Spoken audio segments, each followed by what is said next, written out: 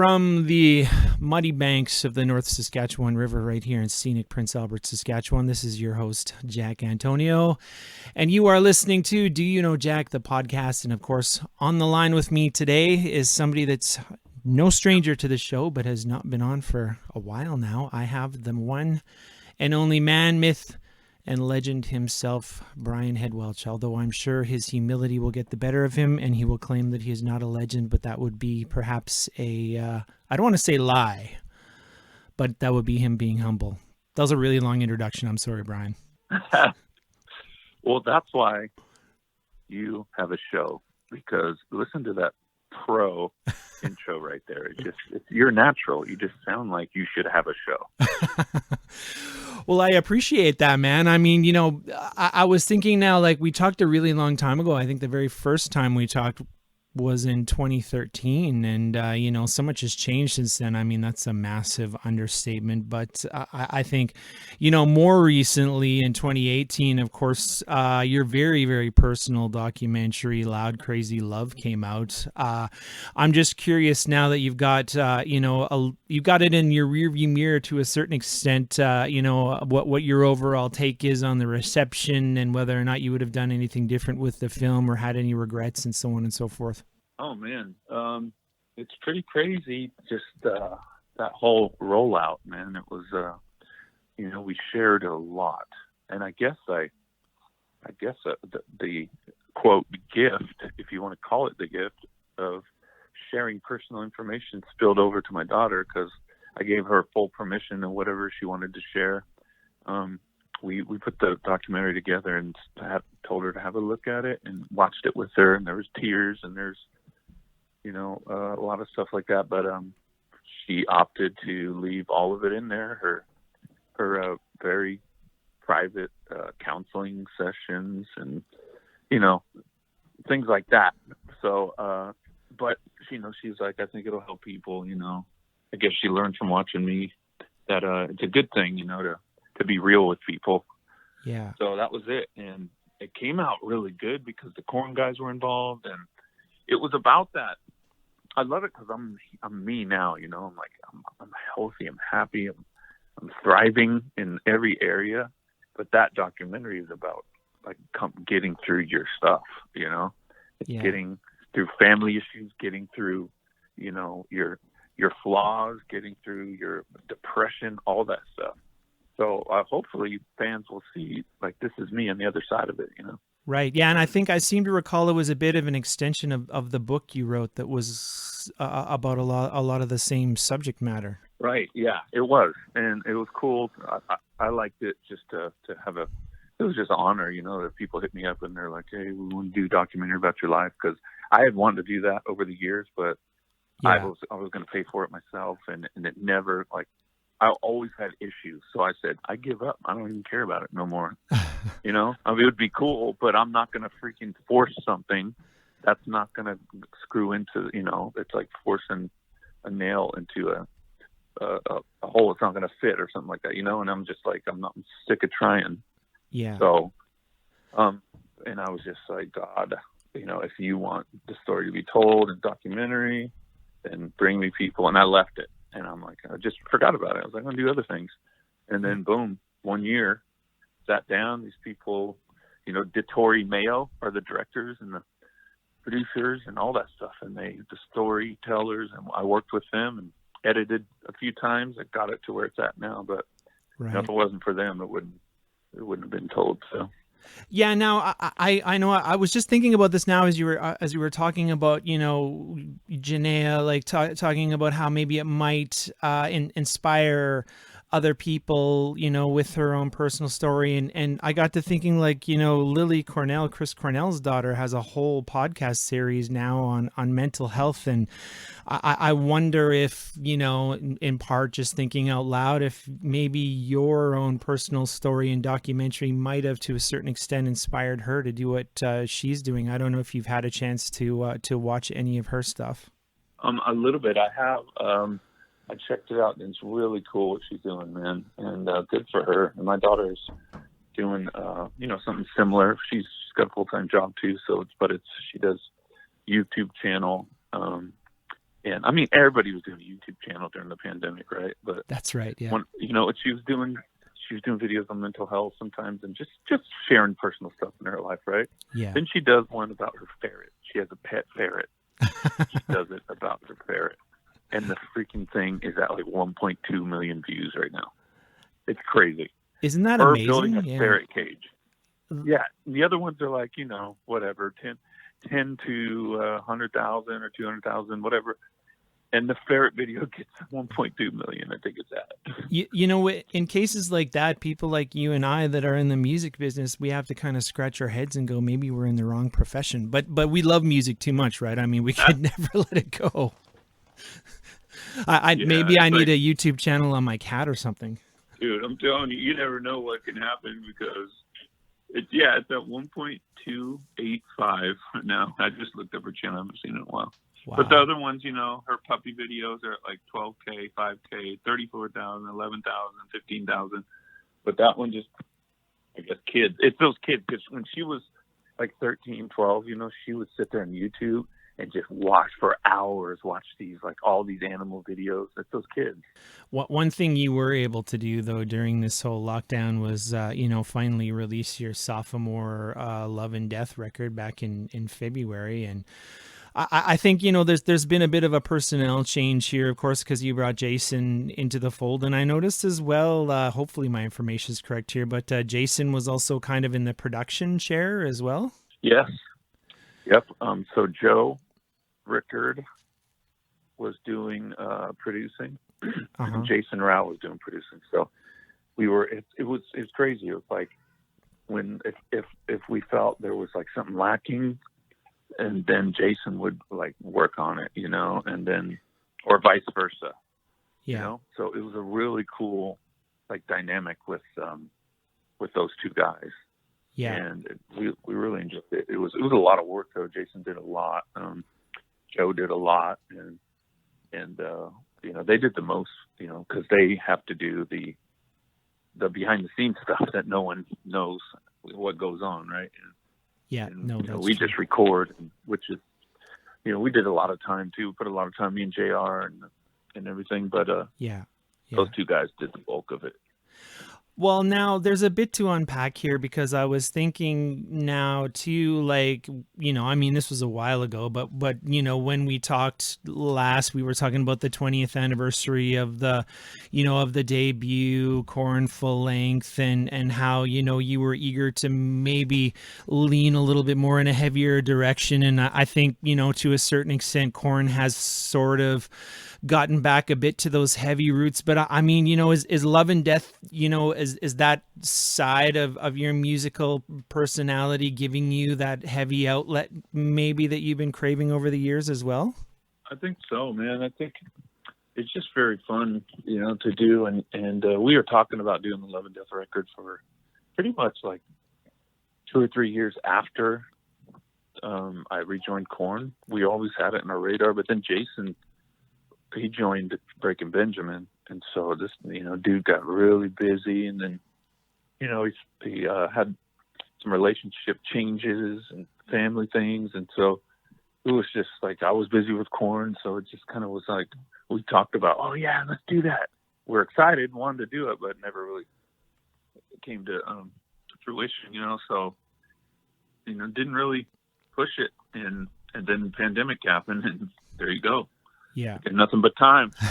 Indeed. It was a cool thing to happen as far as like giving us like time to just look at the project and how it would be. Because Jason produced the last one. So it was like he felt all the pressure. But then one day it was like, why don't we have Joe work on it with us? Because Joe wrote on a couple of other songs on the first record. And so we hit him up and he was like, yeah, because he started breaking out and working with a lot of artists, and he's like Howard Benson's guy, and Howard Benson's a big producer.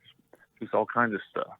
Right. And so yeah, he just did it. And so what's cool about this is that we see what works, and I think all the guys that worked on this record will do it again, and I don't think it's going to take 8 years. Just put it that way. It's like, wow, okay, we found something that works well, and it's proficient. We can get things going. It won't take forever. Yeah. Well, now I know, it's no secret, it's out there, but I mean, you and Monkey, of course, have been credited with sort of pioneering a very unique style of guitar playing. So, I mean, I'm curious now when you sit down with JR, like, what does the riff, the approach to riffs look like? I know people have said that the most recent full length sort of sound like a mashup of Breaking Benjamin and Korn. So, I mean, how does the whole process fit in here? Like, when you sit down with your guitar, like, where do you start usually? I think it's kind of it's a group effort, It's like, the three of the strongest songs, Death of Us, Down, and Tragedy, those were actually Joe and Keith from Breaking Benjamin. And, musicians are always, I mean, a lot of them anyway, are like, not the most confident, but they're like, or maybe insecure, like, I hope people like this, and meanwhile, it's like really good. And that's what Joe and Keith did. They sent us like a chorus idea for Down, Tragedy, and Death of Us, like within, not all together, like one at a time.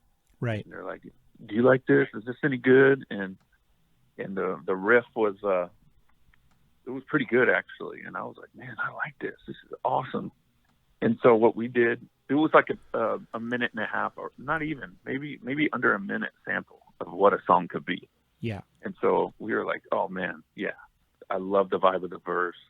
I love the chorus. And if I didn't love the verse, the chorus was really good. So we can work on the verse, but the music has a cool start to it, So that's what we did. And then I'd send it. I really wanted JR to work more, so I sent the songs to JR and said, or Jason did, and said, hey, come up with a better riff for this song.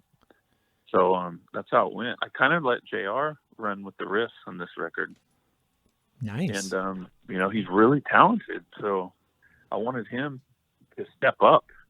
And so, yeah, that's what he did. He came to the table and tore it up. Oh yeah, for sure. I mean, I guess over the years, I've just wondered, like, in terms of yourself as a guitar player, like, kind of, what makes you, like, what's that, Brian Head Welch kind of sound like? How would you even yourself characterize it if you've even thought about it from that perspective before?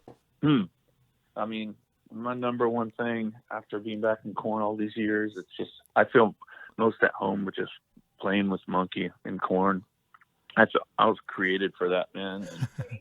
And it's just, that's it, right? But, I think just me and him have created this style, and it's hard to get away from because, we do Love and Death, and even though JR wrote a lot of the riffs, I put all of my finishing touches on it, and it's just, you can hear the Korn thing. So it's like, I don't know, I just have to credit Monkey for me and him growing together in this guitar playing, and that's it's just, we developed something that's very unique sounding, and it's fun, man. It's really fun. But I love, Love and Death project is really fun too. It's been really cool, but definitely I feel at home with Korn, and that's my numero uno. Well, that's fair. I mean, that's been your bread and butter for so long. The other thing that I wanted to talk to you about real quick too is, of course, 25 years ago, you guys were in the studio recording the follow-up to the 1994 self-titled, of course, the second album, Life is Peachy. I guess, in terms of sophomore records, I mean, oftentimes a band is busy touring the debut and you feel kind of pressed for time on the second one. And there was a bit of a 2-year gap, but a lot of that gap was probably touring. So, I mean, did you guys feel that same sophomore pressure right around the time that you were getting ready to, record that one? Yeah, definitely. It was a thing where, yeah, they tried to scare us. They're like, sophomore jinx, and you don't want that, so you guys need to go work. But at the same time, we need you to have an album ready in like 6 weeks, and we didn't write nothing yet. Like the first record, we had like our whole, early 20s to write, and now we had like 2 months to write and record a record. Or we did it so fast. The management was. They weren't like pressuring us, but they were like, it would be really helpful if you guys could just bang it. We told the producer and everything. So And Ross back then, he was young. We're all young. We're like, yeah, let's go do it. Let's go freaking tear it up. And then we once we had Adidas and Twist and No Place to Hide, I felt pretty cool. We were like, okay. Because once he did Twist, it was like, what in the hell is that? And we were like, let's open the record with that. And people would be like, what is this? No one ever had done that, you know? You're talking about Jonathan scatting at the beginning of the record. Yeah. It's like, what the? We looked at him. We were like, who are you? Was that the first time he had really ever? I know he hinted that about that kind of stuff in the debut, but I mean, was that the first time that he truly broke that out? Yeah. Okay, he hinted at it with Ball Tongue. That's right. Yeah. That's true. And so, yeah, that was it. But opening it, he just like, it's like he found it. It's like Ball Tongue was like, he's messing around with it, you know? And then Twist, it was like, oh, he found that thing. And yeah, so we were just like, okay, we're gonna just it doesn't sound like nobody else, and that's a key for music. It's like, it's really, back then anyway, it's like even now I'd say, but if you have something unique and it just makes you feel something, you know, and it's gonna stand out above the rest. Yeah. And so, but more than anything, we felt it. We were like, oh my God, can't wait to play this on stage. No matter if there's 200 people there or, you know, thousands. Because we felt that. We felt the energy and the progression of where we went. Now, those 3 songs I mentioned, yeah, those are like the only, like the rest of the record, there's a couple, like Swallow is good, I like, but I feel like that's not the best record as far as sounding, you know, production wise and everything. But if it weren't for those 3 or 4 songs I just mentioned, we would be in trouble, I think. Yeah. Well, yeah, I mean, you turned that around though with Follow the Leader and kind of, you know, stayed the course. Maybe you just had to, you know, keep the seat warm with Life is Peachy so that you could get out and, you know, make people realize that you were still, you know, you guys still had a pulse, so to speak. Creatively, right. That is. Yeah. Yeah, totally. And you know how it is. Like if if record company really works the 2 or 3 important songs, then you're, you know, if those catch people, then you're good. And we definitely had that thing. I mean, Adidas started doing really well as far as like, not a radio or nothing, but I think people that were like, we're not playing Korn, you know, we're not going to play that. Listen to that. That's not radio music. And then Adidas maybe opened them up a little bit. Well, this is a little bit more, got a little melody. It's like, you know, catchy. And who doesn't think about sex all the time? You know, it's like, and so it's or when you're young anyway. But so yeah, so that opened us up, you know, and then it was a progression that was, I guess, meant to be, because the Fall Leader came out, and that broke it all open. So, well, listen, man, I don't want to keep you much longer, but I do really appreciate you chatting with me here today on Do You Know Jack. I always enjoy chatting with you, and good luck and Godspeed, man. It's been a pleasure and an honor today. Dude, good to catch up with you, man. Hope to talk to you sooner than 8 years or whatever it was. I think it was about 5. Right. I want to say maybe it was about 2016 when we last chatted. Yeah, somewhere right on. in there. All right, bro. But yeah, man. Have a good one. All right, brother. You take care.